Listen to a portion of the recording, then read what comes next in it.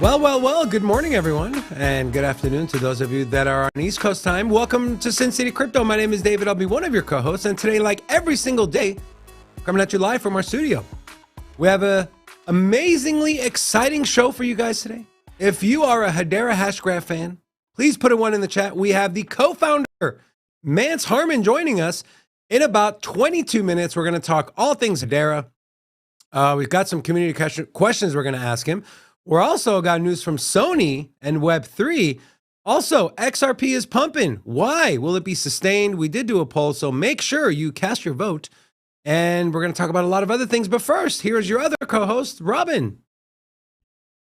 Hola! It's your boy, Big Rob, back in the house. Welcome to Sin City Crypto. If it's your first time checking us out, we're an entertainment-focused cryptocurrency channel where we take the old, boring, and stale information and package it up in a fun and sexy way.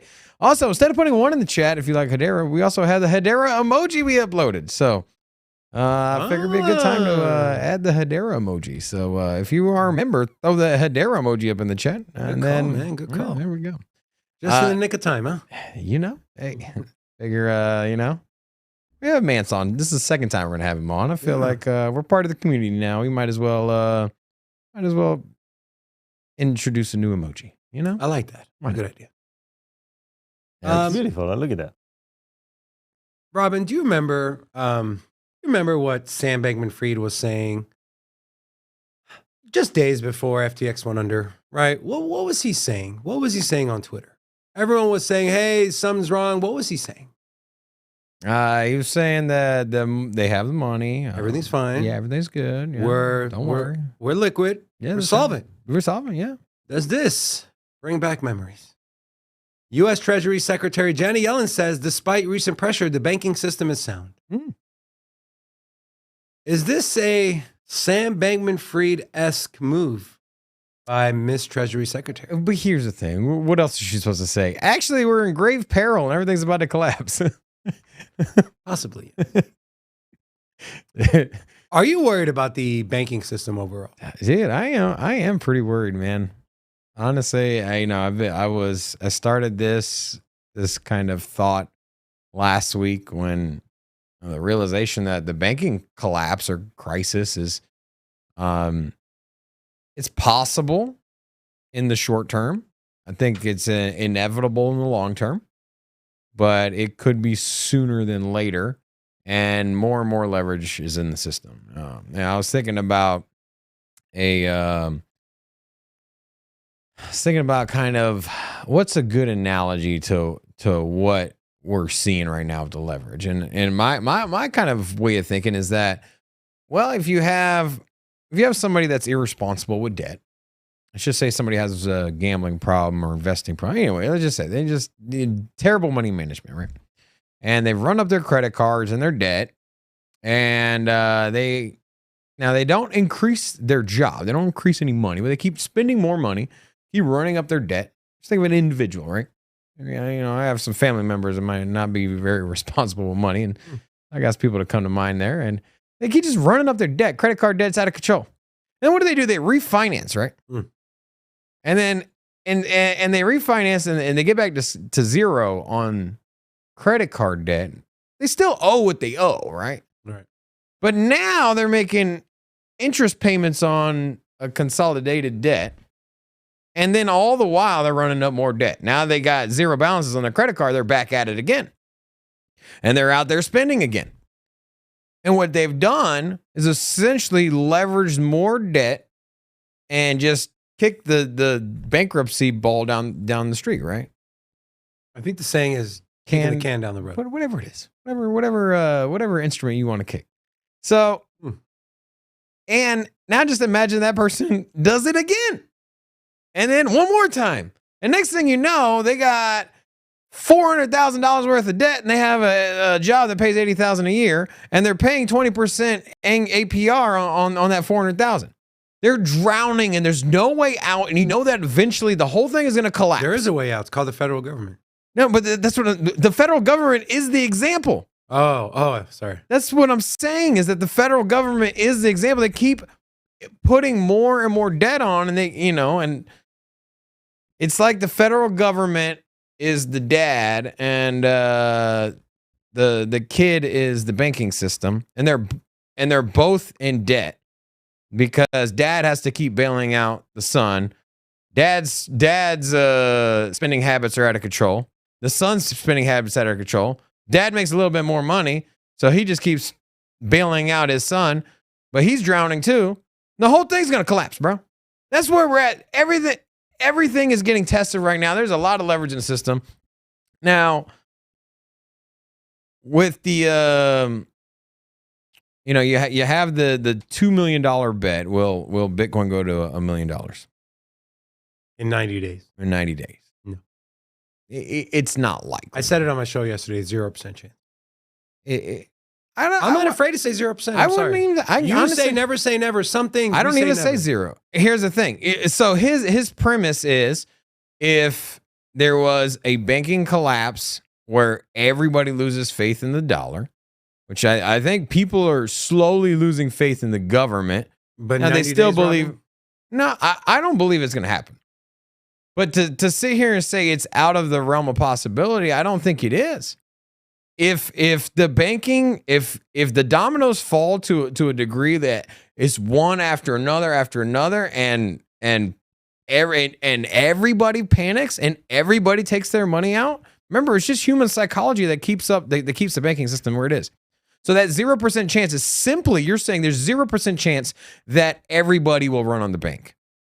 And I think that what we've learned is that, you know why I think there's a 0% chance, Rob? Because they're already saying they're looking to insure every single dollar of deposits in banks.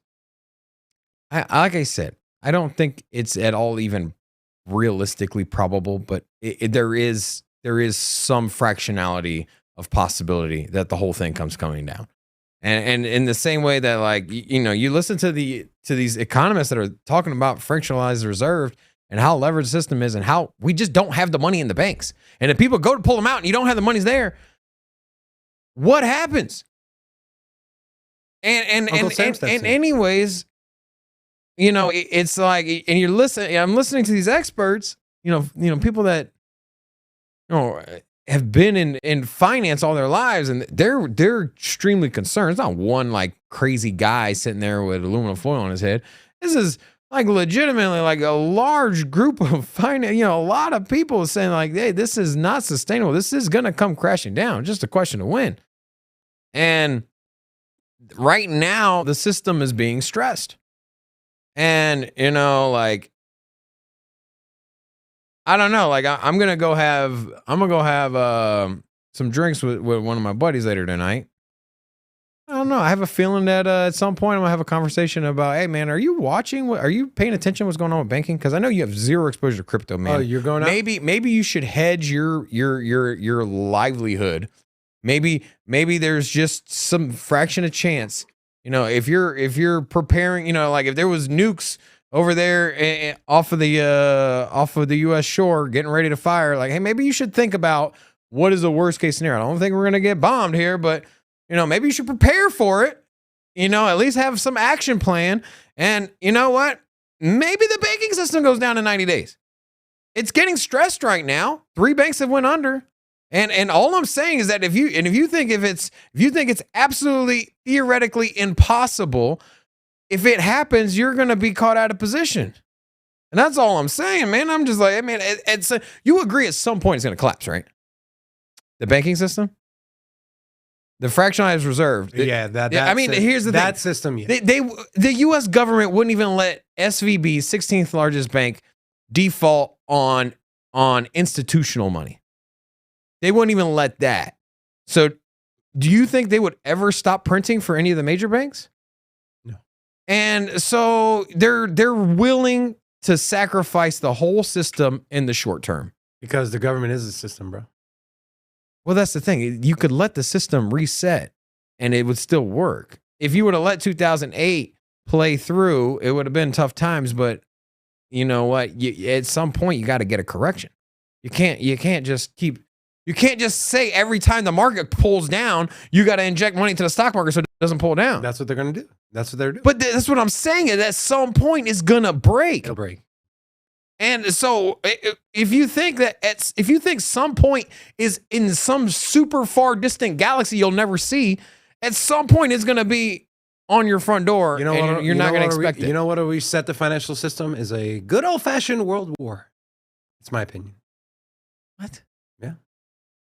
You want to reset the financial system? No, absolutely not. You know, we saw what happened with COVID and the pandemic and supply chains. Back in World War II, when you had economic prosperity from the war, there was not a international trading and global finance was not in the way it was. I mean, that's when we established the world reserve currency. Now everything is so intertwined.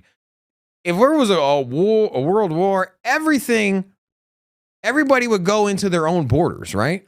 U.S. is not going to be trading with China if we're at war with China. We're not going to be trading with Russia if we're at war with Russia. And neither is the NATO allies. And so you're going to have a supply line. You think the gas line thing was an issue between Russia and Germany? Imagine every commodity that comes out of Russia getting stopped. Every commodity. You think those EV cars, batteries, your cell phones, like all of that stuff, most of those come from Russia. A lot of those materials. Yeah, but look at and then what do you think? How many products have you interacted with today that have been built in China?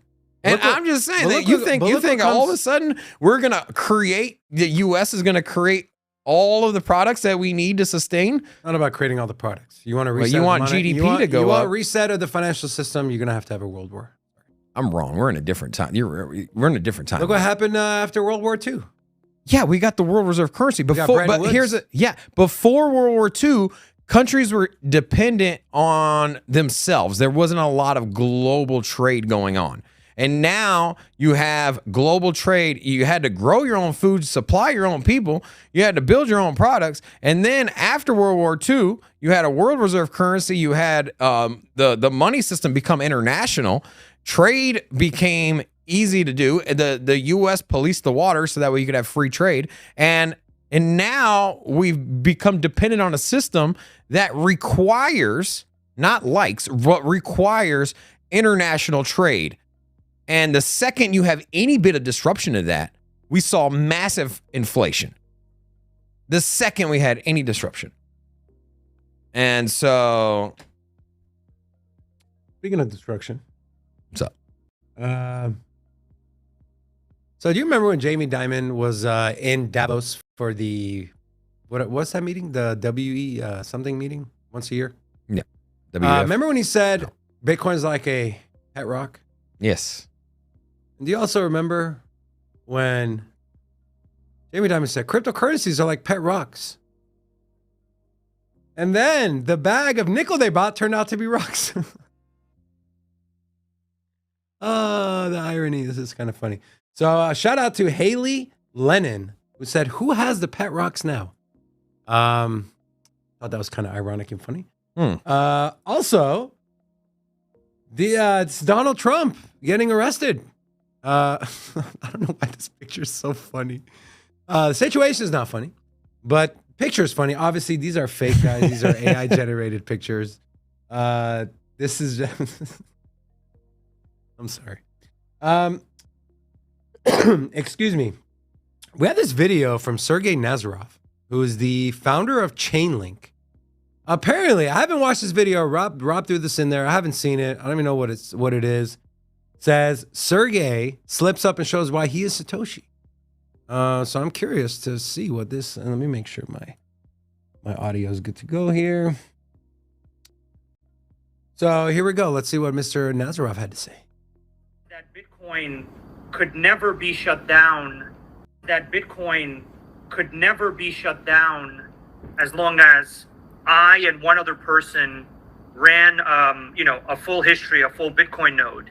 And so that Bitcoin. As long as I and one other person. So a lot of people are saying this means that there were two Satoshis. Or Satoshi was Satoshi is saying no. So the whole premise of the Bitcoin network is that you need at least two people operating. You can't have one person validating. So there's always has to be at least two nodes.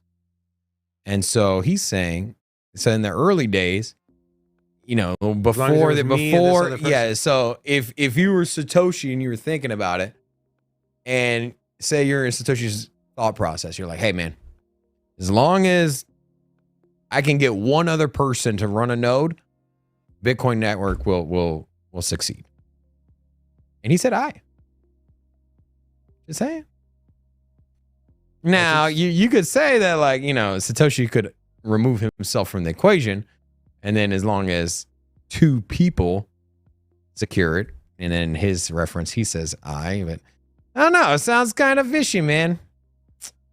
I don't know. I kind of like him. I like Sergey being a realistic candidate. I like Sergey. I still think Hal Finney was the original Satoshi. What But if about there's two- what about was it Dorian Satoshi? No idea. The meme character? No idea. Oh, the Japanese guy? Yeah. His birth name is literally Satoshi Nakamoto. And then he changed it, and he was also like a cyberpunk guy thing. And yeah, and there was an article. He said he was Satoshi, and then when they questioned him, he was like, no, it wasn't me. I'm out of that game. I don't know. And then you had the infamous photo of him outside, which is now, you know, a big meme thing. So You know, Robin, you know, we there's been chunks of our lifetime and during the show that we've talked about Gary Gensler ad nauseum. We haven't talked about Gary in a while, and I've been having Gary withdrawals. So I went hunting and I found something to talk about with Gary. Sushi Swap says they were recently served with an SEC subpoena. So Sushi and head chef Jared Gray were recently served with an SEC subpoena saying we're cooperating with the SEC. We do not intend to comment publicly on what's going on. And so I guess they're trying to raise money. That's kind of what it looks like. Establish Sushi Legal Defense Fund. And so I don't know, man. I don't know. Someone said, someone retweeted this and said, Dylan LeClaire said, the protocol purge has started. And so this is kind of intriguing. Before we bring Mance on, I would like to, so of course, XRP's pumping. So let's take a quick look at the markets, and then we'll bring our friend Mance Harmon on the show.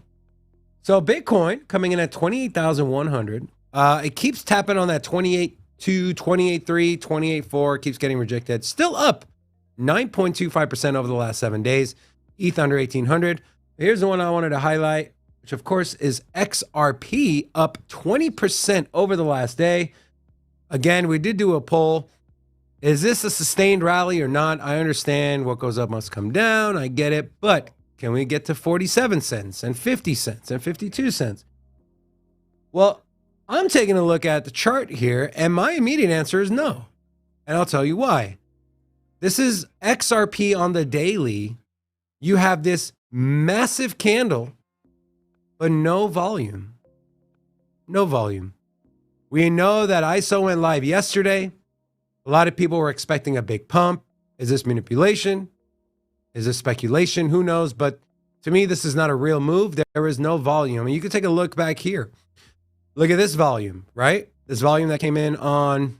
Well, you know what's funny is that we had, you know, we had Lifer on yesterday, you know, doing TA, and he was saying that it was reaching the end of the symmetrical triangle.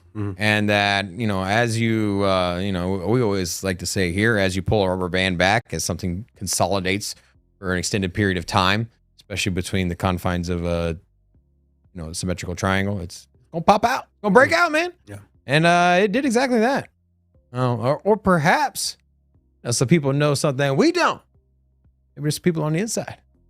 A lot of people are speculating that that someone got inkling or word of the court case ending or something in favor. Who knows? I doubt that. I doubt it. I mean, I'm not saying it's not possible, but I doubt it. I'll leave it at that. Yeah. All right. Without further ado, we have our special guest ready. It's the second time joining our show. His name is Mance Harmon, the CEO of Swirl Labs and co-founder of Hedera Hashgraph. Please, let's bring him in. Mance, how you doing, sir? I'm well, thank you. How are you? We're great. Thank you for asking. First and foremost, thank you so much for joining us. We know you're an extremely busy man. It was a pleasure speaking to you last time, and we're excited to speak to you again today. So thank you again. Mance, before I jump into any, we got some exciting Hedera stuff to talk about. Before I jump into that, I would love to get your opinion on the current banking crisis going on. Do you think, in your opinion, are we seeing a narrative shift from Bitcoin and crypto is bad to, hey, maybe this is the new financial system? What are your thoughts, and kind of, do you think this is happening as we sit here and speak? Well, look, I think we're certainly benefiting from it as an industry, right? I think, as most people know, certainly people that would watch your show, this is where it all originated, right? Yeah. Back in 2008, this was sort of the original motivation for Bitcoin, is lack of trust or belief in the banking system. And so now we're just seeing, version 2.0 of that. I think it's good for the industry. The industry already is benefiting from that. I do think that, a lot of controls have been put in place since 2008 that's going to prevent the kind of problems that we had in 2008. And I think that there's a good argument to be made that there's a big distinction between guaranteeing the uninsured deposits of the depositors and ensuring that the banks themselves and the investors are protected and made whole. I think that would be, personally, I think that would be a really bad.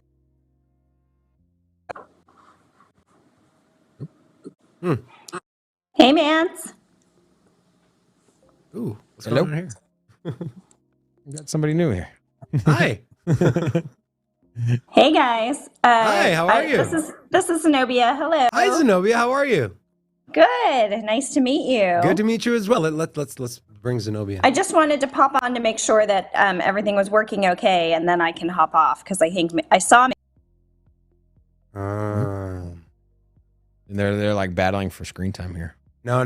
They might be having some connection issues. But all right, while they work that through, let's go ahead and get back to the crypto market. And so I suppose let's get back to XRP, and then once we get Mance situated, we'll bring him back in. So you don't buy the fact that XRP, people are hearing rumors and news. You don't buy that? I think it's possible, but I think it was just I think honestly that was just the trade setup, right? You had a situation where just their traders are ready to make a move, and it consolidated the trade so long at some point it just broke out to the upside, man. I mean, sometimes it's all it is. I mean, we've seen it in Bitcoin time and time again. It's not like something fundamentally changes with Bitcoin, right? Bitcoin will trade sideways for 3 months, and you're like, man, it's gonna be a big pop, and then everyone's all like, hey, Bitcoin's boring, and then as soon as everyone starts sleeping on it, everyone's drawing the triangles, and you know it's coming, and then all of a sudden, big, massive breakout. Doesn't mean that it doesn't have to exactly translate to a perfect. It doesn't have to translate to a perfect, scenario where, hey, some news broke, and that's the reason it went out. Sometimes it's just. I think if news broke, my biggest issue again, right? I look at numbers, I look at charts. I think my biggest issue is there was no volume behind the move, right? Let's go back to the chart. Let's take a look at some examples. So this is again on the daily. No volume, zero volume. You take a look here at some of the other moves that XRP had. Look at these volume bumps right here. Bam, and you see a sustained move to the upside. Same thing, sustained move to the upside. Here, we were trading within the cloud, right, which is our equilibrium zone. We shot right through this cloud with no volume. And so, for me it's, hey. For me, it's, hey, common sense. Let's break it down, right? If this is an actual real move, all right, why in the world would there be no volume behind this move? And if we move up to the longer time frame, on the 3-day, shot right through the cloud. On the weekly, we're still not there yet. We still have about 48 cents if we were to keep pumping over the next few days. or over the next week or so, we're looking at 47 to 48 cents before we meet resistance via the cloud. Now, if I go back to the daily here, what I like to do is I'm going to take off the Ichimoku. I'm going to take off the Ichimoku and I'm going to throw on the Fib retracement tool, right? So let's go from here, down, up. Where can we retrace to? So, right there. Bam. Okay. So here we go. Where can we retrace to? Well, we got the 618 Fib level coming in right at 40 cents, and then the 786 level coming in at 39 cents. And so just be careful. Typically, when there's no volume behind a move, it's usually a trap, right? People see this move just like you watching. Just like, I thought, hey, did someone hear something about XRP?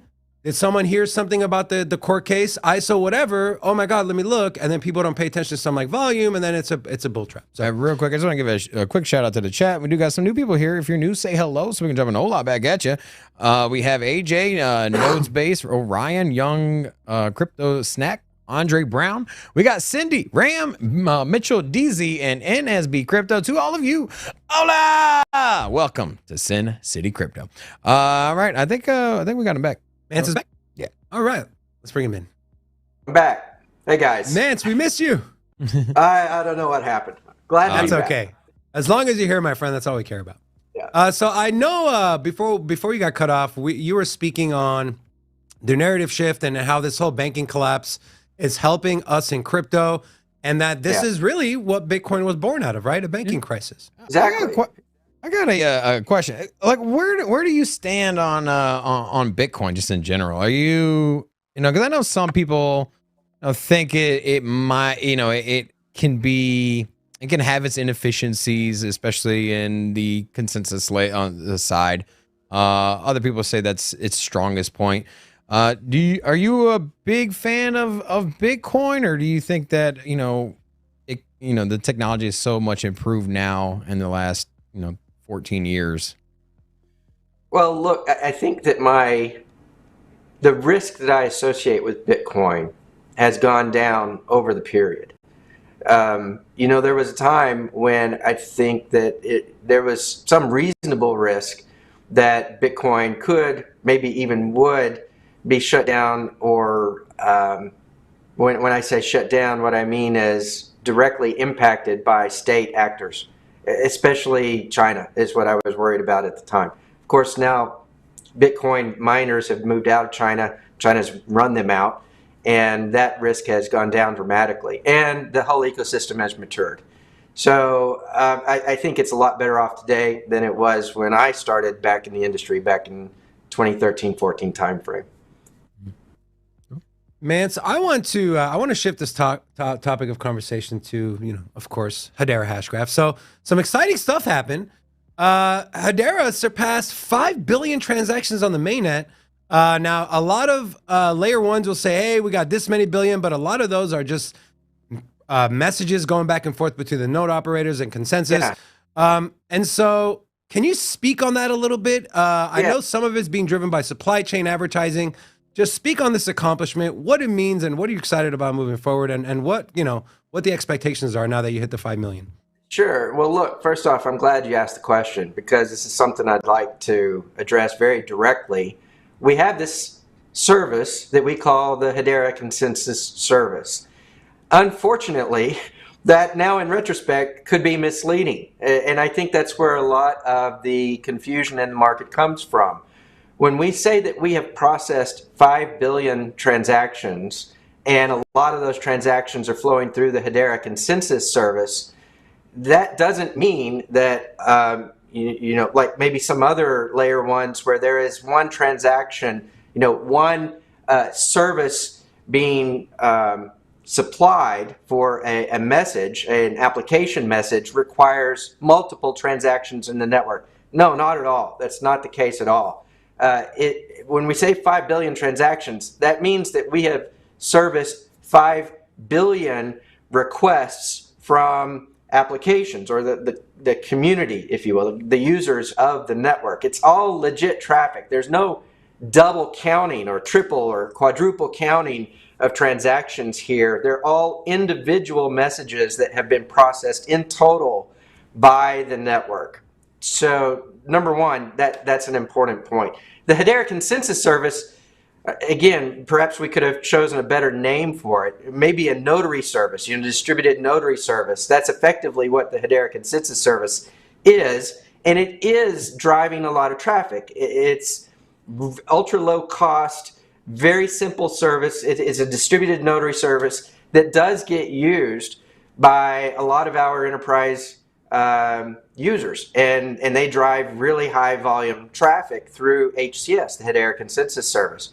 But again, just to make it clear, when a message is submitted by, say, APMA, for example, one of the main users of the Hedera Consensus Service, the APMA application platform, it's a supply chain service run by Avery Dennison.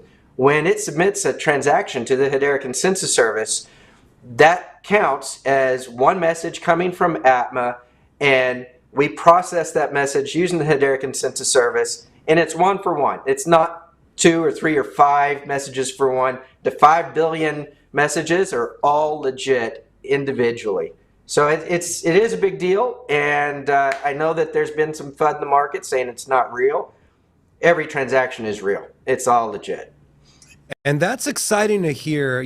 Whether, let's just say someone watching, you've never been a fan of Hedera Hashgraph, you don't hold any of the tokens, you should be excited that there's a chain out there that's processed 5 billion transactions. I mean, if you care about the crypto space, it's not about whether you hold any Hedera or you're a fan of this project that hates Hedera. Like, that stuff needs to end. We're at a place right now where we need adoption. If you want the space to grow and you care about crypto, we need companies like Hedera to get out there, get these 5 billion transactions. So that's extremely exciting. I know Robin had a question for you as well. Yeah. Sure. Well, I do want to say I like the notary. Yeah, that's good. It makes a lot of sense. Because if you're not having a complete consensus across the board, then but you're still validating, it's more fitting. Last month we caught wind of was it Dell Technologies joining the governing council. Now I know Dell, most people should be familiar with it, at least here in the States. Really big. I think most retail and people watching this. Or individuals are probably more familiar with them just building home computers, but they're a powerhouse in infrastructure and IT. They build a lot of the servers and mainframes that companies use. I know that we've looked into some technology from Dell for our studio setup. But what does that mean for you, for Hedera, for them joining the council? Is there going to be some competitive edge that Dell's going to have over the competition using Hedera? Well, so just to echo some of what you already said, you're right. A lot of people, retail users, are going to understand Dell from their computers, especially, from 20, 30 years ago. And when I grew up in the industry, Dell was the powerhouse for PCs. And then they've shifted to other infrastructure and services as well over time. So they do provide a huge percentage of the infrastructure and plumbing of the internet today. They are a very large and growing provider of edge computing solutions. Think devices that you might see in retail stores or on oil rigs in the ocean, devices that are capturing information at the edge of the internet and, providing that back to central servers. Dell believes that DLTs are becoming an optimal choice for data collection and persistence for very large scale edge data deployments. So they have joined the council and they've joined us both to further explore their interests in using distributed ledger technology for those massive deployments and use cases that they have in mind.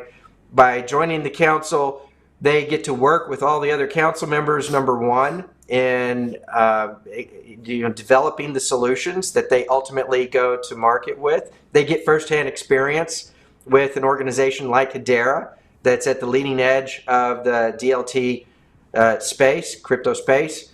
And all of that just benefits them directly in their long-term plans for using DLT for these enterprise solutions. So I think that Dell is certainly going to benefit from being a part of the council. The council is going to benefit from having Dell as a part of the council. And just to look back very quickly to the ATMA use case, we didn't talk about what the ATMA use case is, except to say that it's driving huge TPS through the network today. Dell is in that same category of potential user, driving those types of volumes. The ATMA use case, by the way, is just a single enterprise use case, right? ATMA by itself is driving somewhere on the order, it varies from day to day, but it's, from 500 to 700 transactions per second alone. That's one use case, right? And when you consider that in the context of the universe of enterprise use cases, that gives you a sense of what DLT, public ledger DLT, is going to look like at maturity. Processing 10, 15, 20 TPS, it's the difference between a calculator and a computer.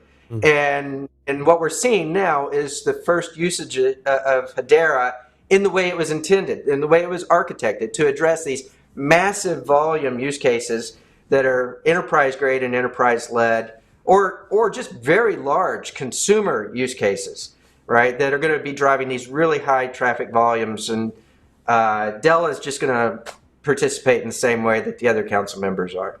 Yeah. I remember it was actually one of my first computers I bought. I remember You have a Dell right now.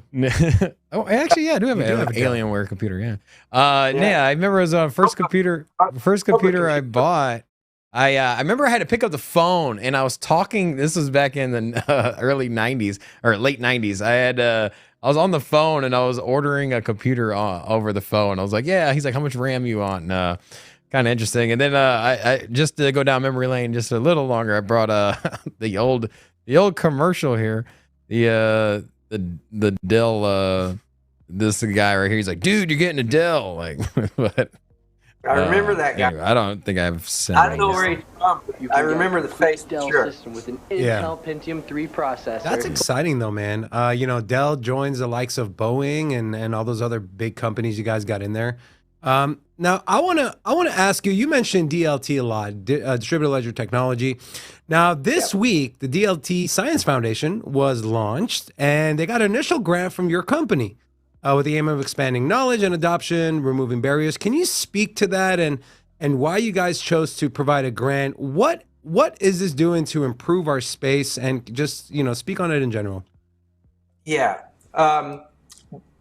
So the DLT Science Foundation was originally conceived by Paulo Tosca, who is very active on the council. And he decided that there was a need, that there was a need for an academic organization, or I should say academically focused organization, to be exploring all things related to Hashgraph and Hedera more generally, right? So the DSF, or the DLT Science Foundation, DSF for short, is funded by an initial grant from Hedera. It features an array of academic organizations from the very beginning, including IIT, Indian Institute of Technology, Madras, London School of Economics, LSE, National University of Singapore, University College of London, UCL, from which Paulo is employed and participates on the council through, and the University of Zurich. So they're going to focus on three main areas. One is education. It's for students, executives, and developers. They're going to be building courses and funding the development of labs and educational materials that are focused on Hashgraph. Also for innovation, so education number one, innovation number two, focusing on helping entrepreneurs and open innovation programs and accelerators and workshops and hackathons and industry, academia related knowledge transfer, that sort of thing. And then finally, basic research for academics. postdocs and PhDs. They'll be giving grants and fellowships through their organizations and other participating academic organizations that join the DLT Science Foundation. So I named 4 that are part of it on day 1, but the intent and expectation is that the number and range of academic institutions that participate in the DLT Science Foundation will grow. And I know that there are a lot of others that are already exploring joining the organization, and that was the whole intent and expectation. So we're excited that it's finally announced. Like I said, it's been in the works for the better part of 2 years, and Paolo has been leading that effort along with other colleagues, and now it's finally out the door. That's amazing.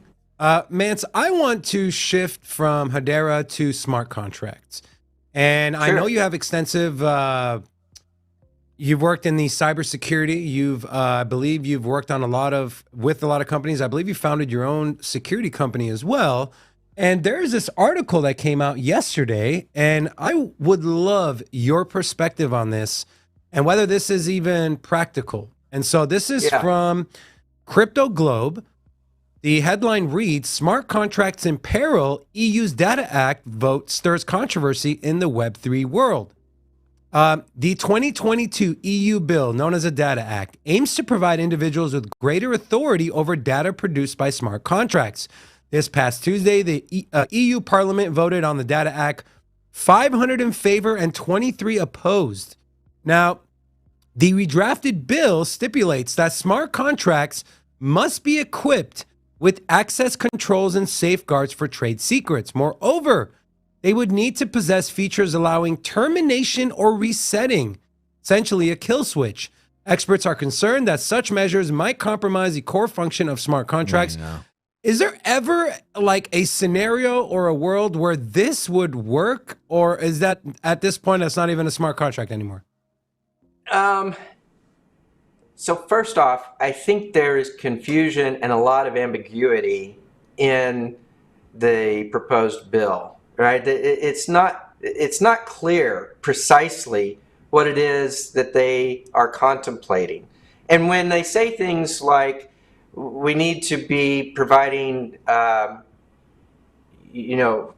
basically privacy controls, is my interpretation of what they're saying. Privacy controls for information that's flowing through smart contracts.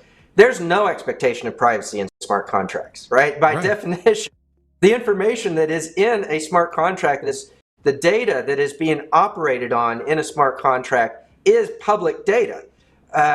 If you have a smart contract that's running on a layer 1 today, a public ledger, then, in computer science, you have variables, they hold numbers, they hold information. You have variable A and variable B, and the value of A is, 10, and the value of B is 5 or 3, you make it up. And then you have to add those together. Well, the smart contract is doing exactly that. If the information is encrypted, then you can't add A and B. You have to know the values of A and B in order to add the values together. Smart contracts are operating in this way on a public ledger where the entire world can read the values that are being operated on by the smart contract. So there's already no expectation of data privacy as it flows through smart contracts, number one.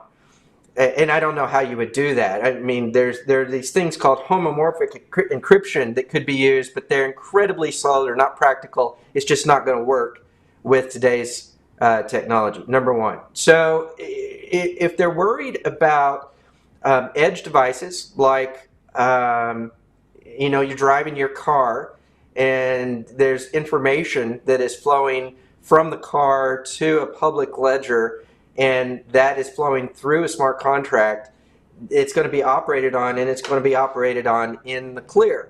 And there is no way of preventing that. And for that reason, I think that most people are not building smart contracts or applications that use smart contracts that would ever use PII, publicly identifiable information about individuals in a smart contract. So there's just fundamental confusion, number one, about what it is that they're trying to solve, the problem they're trying to solve because I don't think it's a real problem as I understand it. People aren't processing PII through smart contracts today because everyone knows you can't protect it. It's all open publicly, and therefore you just don't do it. That's number one. Now, going to the question of whether you could stop or halt a smart contract or reset a smart contract, there are many cases where you just, by design, would want to make that impossible. You know, and if you're trying to make it impossible to halt or stop or reset a smart contract, there's a reason for that, number one. However, if it's the case that the regulators decide that they're going to require it, then a lot of the layer ones are going to end up having to figure out how to address that problem. You know, by and large, all of the layer ones that I'm familiar with, outside of Hedera, believe it or not, have an issue there when they want to make that possible. Now, having said that, with Hedera, we wanted to build optionality into our smart contract service from the very beginning. And so what we did from the very beginning was make it possible to create an admin key, meaning that there could be an administrator. There doesn't have to be. You know, when you're building your smart contract today, you could build it without an admin key. We're not requiring it. But if you want to build it with an admin key, you can do so. And an admin key would make it possible to address the requirements that the regulators are proposing. Now, that admin key, the question always comes to, if you're going to do this, who is it that's going to have the power to stop the smart contract or reset the smart contract? Well, in our case, we built it in such a way where you could have the use of the admin key decentralized. So you could have a lot of different people required to be involved in the use of the admin key, both at a single level as well as sort of a cascading level. So the admin key could be made up of multiple keys themselves, and each one of those keys can have requirements in terms of number of people and roles of people that have to be involved in signing the transaction that would result in the halting or resetting of the smart contract. So we've tried to build our service in such a way that we can address the regulators' concerns while also doing it in a very decentralized way through the use of these admin keys. But I don't think that's the case for most of the layer ones today. And if if these rules were actually enacted, I think it would cause chaos in the industry. So I just think that there's a lack of understanding of the technology, number one, and what it means for the industry, and it's going to work itself out. I'll be surprised, frankly, if this were actually passed into law. I'm skeptical that it will be. Yeah, I don't think it's going to pass. But then again, nothing really surprised me at this point. You know what? There's such a bad stain when it comes to regulators in crypto. I feel like at some point they were trying to blame the beginnings of the banking collapse on crypto. You know, with Silvergate and some Signature. of these, with Signature. And I think that they're looking at a bigger problem now. I haven't heard so much on that. What's kind of your overall feel on regulation from Congress? Do you feel like we're getting anything done? I feel like nation states and countries outside the U.S. seem to be a little bit more progressive. That's at least the sentiment we get when we go out to conventions and we're talking to builders. They're like, hey, it's hard for us to build in the U.S. Is there any hope for the U.S. to be more crypto friendly? Because I know that you guys work with a lot of institutions, and I'd like to add to Robin's point. As Hedera, as Hedera Swirl Labs, are you guys participating in any of these help write up legislation or speaking to people about the crypto space? Is Hedera doing anything to move this thing forward? Yeah. So to answer that question first, the answer is yes. And let me help provide some clarity as well about my role. While I am the co-founder with Lehman Baird, Dr. Lehman Baird, who invented Hashgraph, of Hedera, it's no longer the case that Lehman and I are inside of Hedera. We in the spirit of decentralization, we left Hedera. we went to Swirlds Labs along with most of the operational team, and we dissolved the offices of CEO and CTO at Hedera. So there is no CEO and CTO at Hedera. It's just a network made up of this governing council that governs this global protocol and operating system, if you will, all the nodes. They run the nodes. So that's number one. Having said that, they do have a staff. Hedera has a staff, and it does include some members that work directly with the various agencies and offices in DC in this case. So I think that's what we're talking about in Washington, DC.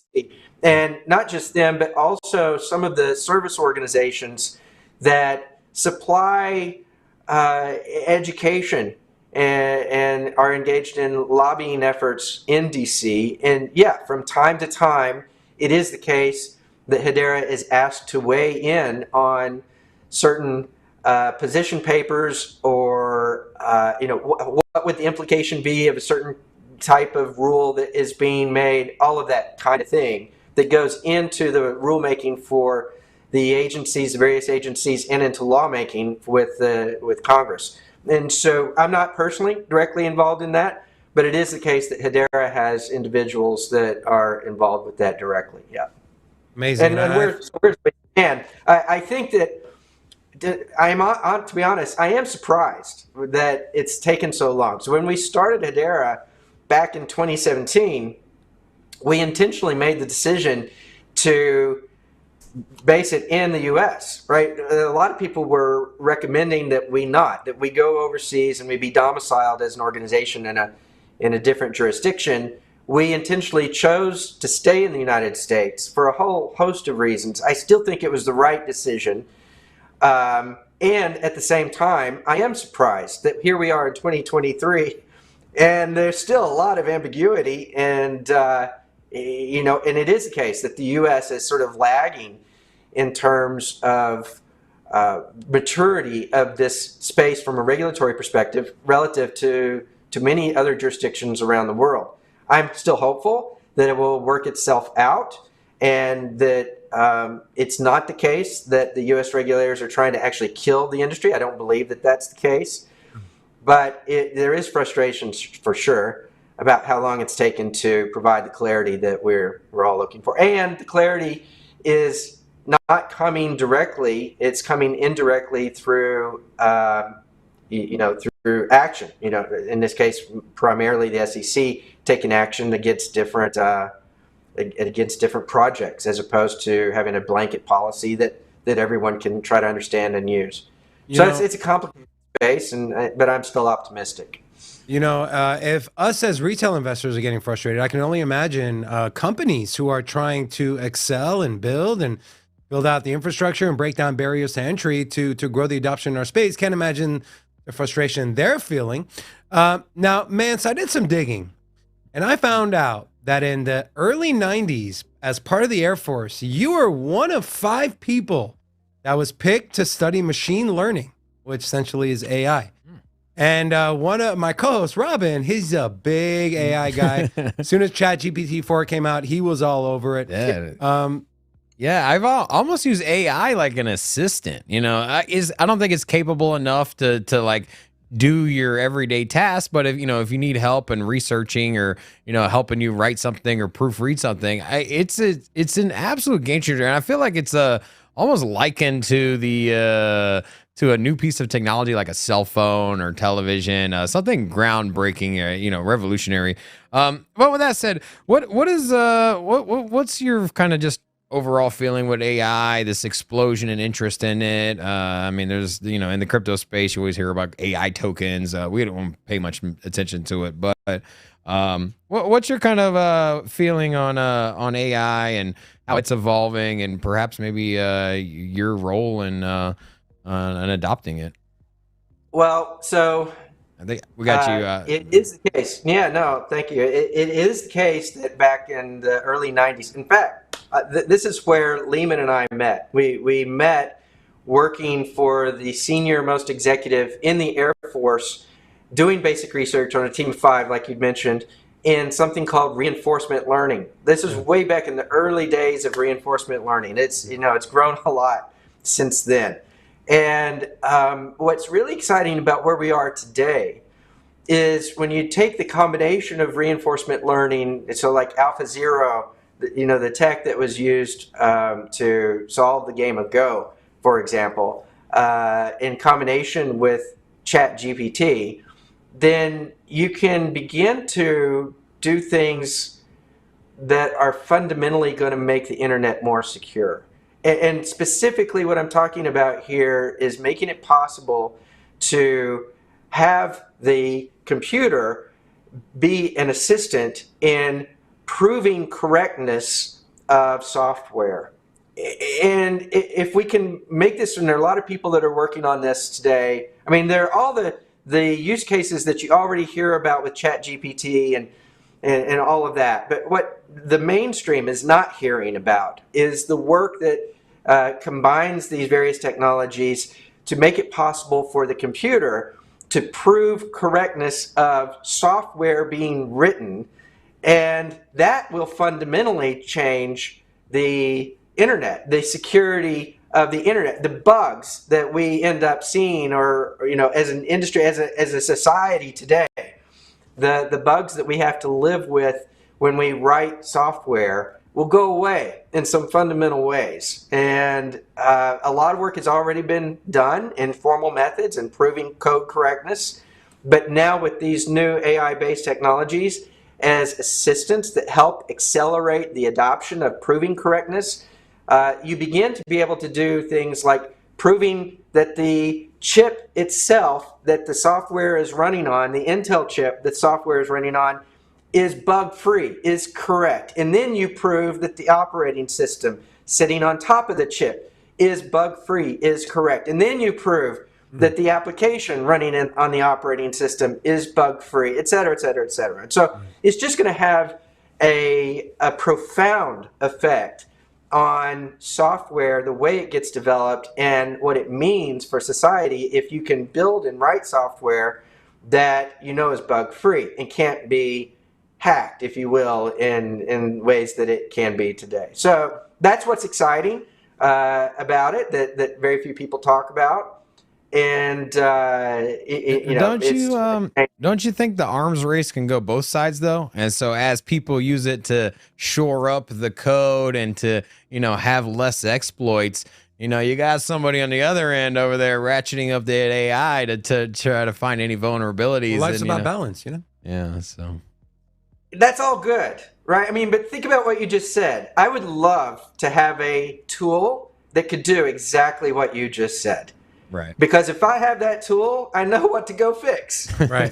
Right. It's like it's like a math proof. You both try to prove correctness and you try to disprove it as well. You work from both ends to come to the middle, and then once you've done that, that it actually works and behaves in the way it was intended to work and behave, and that there are no exploits. Right? If you can prove there are or aren't exploits in this way, then you end up with something that is just so much more robust and error-free and exploit protected than anything we can imagine today. Well, one more question, man. Real quick, I got to get your perspective. Is Bitcoin going to $1 million in 90 days? Yeah, that's a great question. Now, come on, Mance. Look. I saw the headline. I didn't read the tweet, so I don't know the full context. But I'm sure that your listeners or watchers know the details of this. I don't know. What I can say is that I don't believe that we're going to go into hyperinflation in the next 90 days. I don't think that's the case. I think that the government has enough controls in place that they have the ability to, prevent that sort of vicious cycle occurring if they choose to do so. So I'm just skeptical. I agree, Mance. And they're already talking about ways to backstop every single deposit in the banks, which is roughly $17 trillion. So, Mance, before we let you go, we need some alpha from my friend. We want to know, what are some exciting things to look forward to in 2023 for Hedera? Are there any big partnerships in the pipeline? Anything you guys are working on?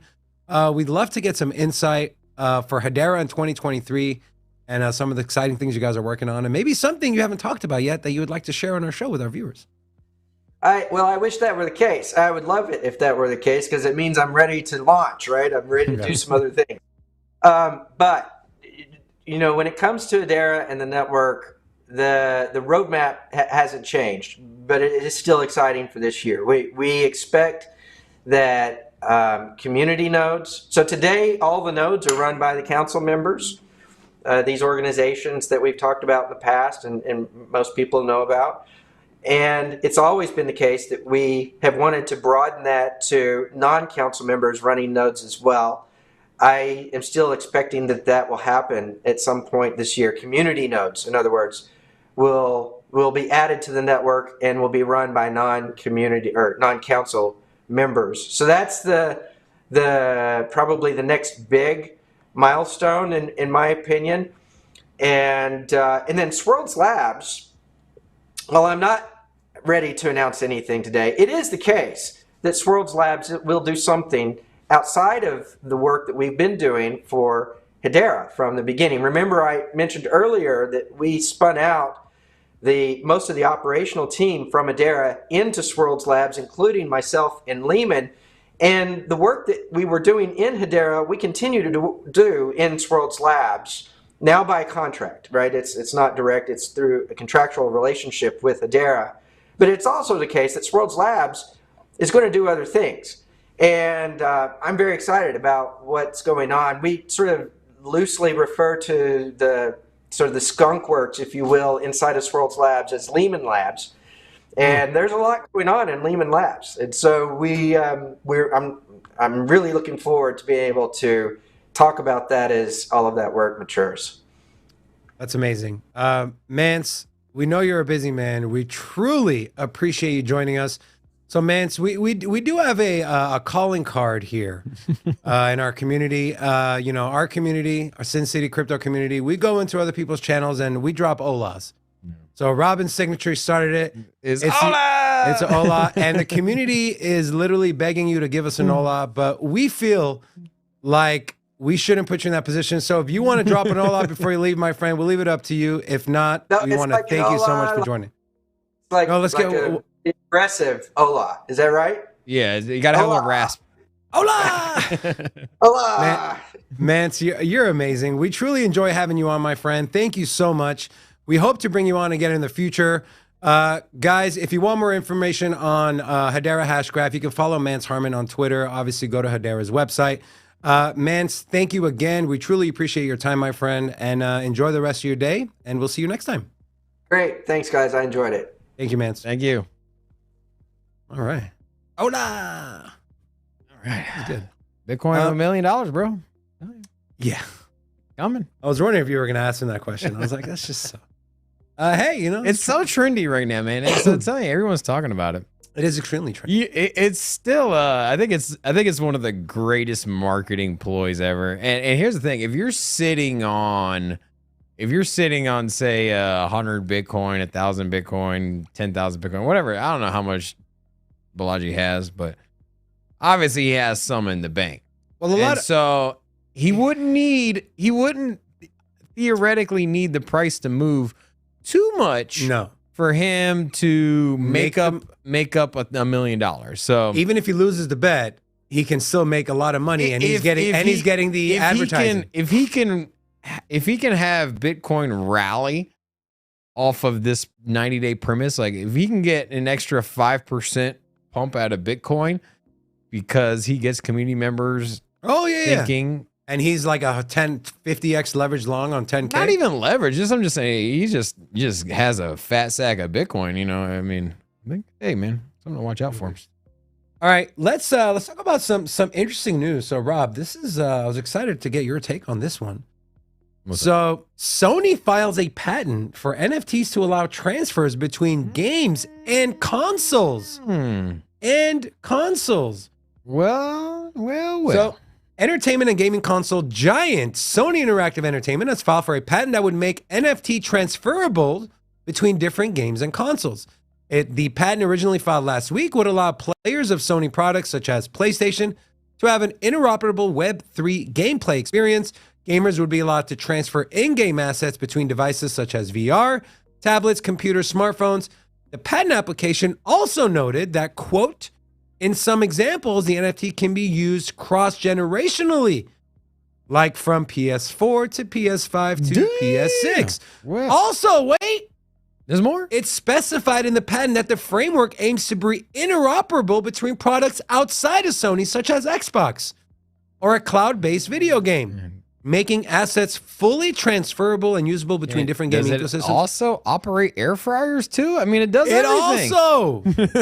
also... you need to speak to us about this. I'm not the gamer here. All right. What does this mean? This is Unpack this for us. Yeah, okay. Is this big? N- Are you going to douse? It's big. You're going to pour water on it, aren't No, you? okay. Okay. course It's it big. It's big for people that don't realize this is where it was going, irregardless of Sony filing a patent. Here's the thing. Blockchain is the internet, right? Video games are on the internet. And so if you pigeonhole an NFT strictly to one game, to one console, to one computer system, to one phone, it defeats the whole premise of the NFT. The whole reason you could have an NFT is that you can retain ownership and use it across other aspects, other games, and then the next sequel, perhaps another game. Now, so I always hypothesized that this was coming, regardless, right? What are you laughing at? Hey, boss. Digital Asset Degen said, does this article say if we can use Sony NFTs on our OnlyFans? I have nice feet that need to be complimented with a Sony NFT. Anyways, yeah, it's it was coming irregardless, right? That's the whole premise behind what we're building in NFTs and in gaming, is that you retain ownership. And what's the point of retaining ownership if the ownership can only be used in the confines of a certain game? It doesn't change anything, right? There's no point in keeping ownership if you can't. I mean, I guess it's better than the latter, where perhaps you can resell on, you can buy a skin and then resell it, or have a rarity classification to it.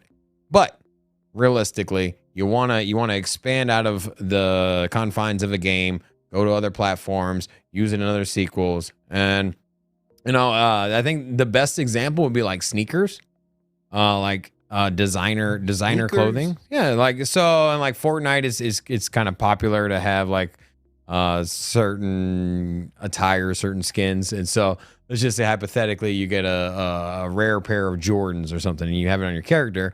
You would be worth a lot more to you if you could take the sneakers out of that game and then just wear them in every character and all the games that you have. But it would have to be at some kind of cross functionality there, though. And I think it's great that, if I buy a skin on my Fortnite or whatever on PS5, I can use it if I have a Xbox, or I can sell it to someone who plays on Xbox. I think that's great. Jason Squires said, irregardless isn't a word. And I've been bugging this dude about it, and I decided to do some research. It actually is a word. And I'm so unhappy to say it, but irregardless is an actual word. Because every time this dude would say irregardless in my head, I'm like, dude, that's not a word. But it is a word, damn it. All right, let's move on to this piece of news. Jason, he can speak all night about that word. So just to let you know, Jason, you're safe. You're safe, Jason.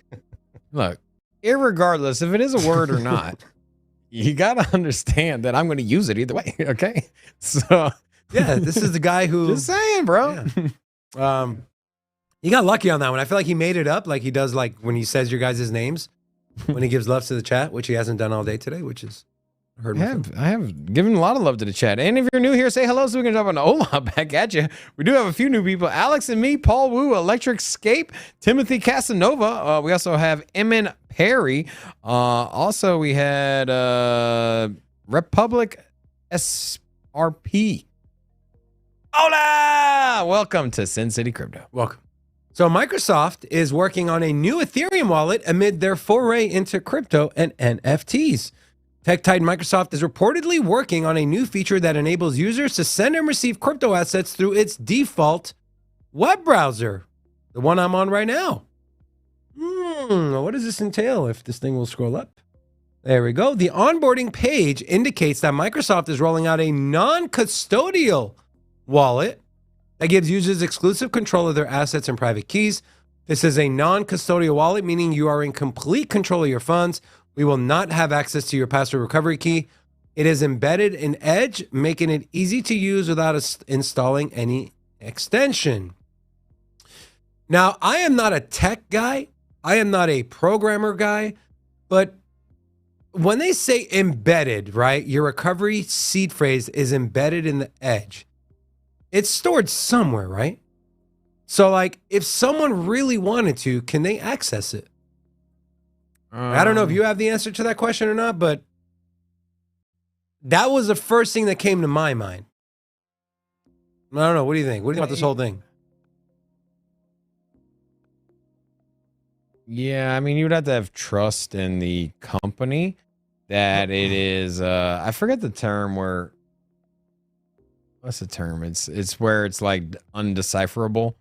Encrypted. Yeah, it's encrypted. So yeah, you can have a lot. You can encrypt something to a point where nobody can break it, and it's just, I guess perhaps a supercomputer. I'm not exactly sure on encryption, but I know encryption. That's what they do with like iPhones, and if you don't have the password, you can't unlock it. You can't get any of the data out of it, no matter if you're government or whoever it is.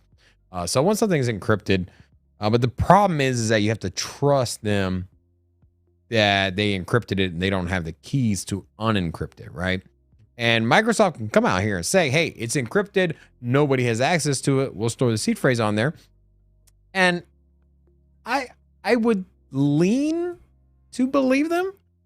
But then again, if it's my life savings, like, and that's all my money, like, would I trust somebody when I say, I believe? Like, you never know. You never know what's going on behind the scenes. It's perhaps somebody that is outside of the governing body, somebody that's like outside of the boardroom has secretly put in an encryption key that nobody has access to, that nobody really knows is there. And then he fools everybody. I don't know, man. I'm just saying that perhaps I would feel comfortable using something like I use web-based wallets all the time, and I would be okay using Microsoft's. I would not custody anything there for any period of time. It would be simply for transactions in and out. But I'll tell you what, I wouldn't be running out there to download it. But if for some reason that was my my particular avenue that I kind of needed to use for whatever transaction, sure, I'd use it. I just wouldn't. I wouldn't keep any value on there for any period of time. Interesting. I want to move on to this piece of news. This is pretty big. IRS aims to tax NFTs in line with other collectibles. This source from Crypto.news. Of course, talking about the United States Internal Revenue Service. The Internal Revenue Service of the United States of America is taking steps to ensure that NFTs are taxed similarly to other collectible items. IRS has proposed that NFTs be treated as collectibles for tax purposes and has submitted the proposal for public review and comment. If the proposal is implemented, NFTs would be subject to the same tax rates as other collectibles such as coins, stamps, and art, which currently sits at 28% regardless, or as Robin would say, irregardless of your taxpayer income level. So is this a win? Is this a W? NFTs, collectibles. Does that mean they're not a security? Right? What do you think? Well, yeah. Here's the thing. We all know it is exactly that. NFTs are collectibles. Okay. Now, you can issue out NFTs likened to crypto tokens. I mean, to regular tokens. Here's the thing. Okay. Would you still consider it an NFT if it didn't? Would you still consider it your definition of an NFT, if they had 20 million of them, And they're all different? yeah, Yes. in the same regard as the NFTs that they're talking about here.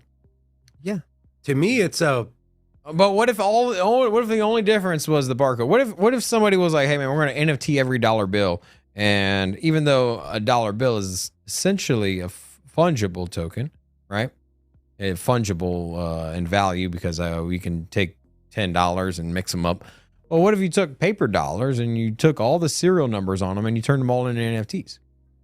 That's an intriguing question. Now, see where I'm getting at here is that at some point, if you dilute the well enough, it's really not unique, right? And if they don't have defining characteristics that can separate them from each other outside of simply a barcode or an address, then is it really an NFT? I mean, by definition, it is, right? Because it is one of one and unique from the other. But in the eyes of regulation, in taxation, And representation. yeah, I'm just saying, man. And It's something artificial to think about. insemination. No, back to your question. No, that's good. It's good the IRS is not trying to tax NFTs in the same way that they tax securities, I guess. And they're looking at it as collectibles. That makes sense. I would just hope that the rest of the government gets on board with this, right? You know what I want I you would to like the SEC to... Yeah. There you go. I don't either. But what I do understand is we're done. We're done? That's it? Big thank you to our special guest, Mance Harmon. And to all the new people in here, if you like the content, make sure to subscribe. We have a very special show tomorrow, our FOMC special, the biggest FOMC meeting. You are not going to want to miss it. We have Magic Internet Money, Caleb Franzen joining us. We're going to bring you some fuego. And also, we got a couple new people. We got Grip TOH, Young Crypto Snack, also Crypto Notic, Crypto and Snack. Julio. Hola! Welcome to Sin City Crypto. Julio also asked me. Julio asked me, he said, when the bird flu was going around, did I look at Larry and get nervous? No, I did not. I'm not scared of the flu. Whether it comes from a bird, a bat, Or swine. or from David. Wow.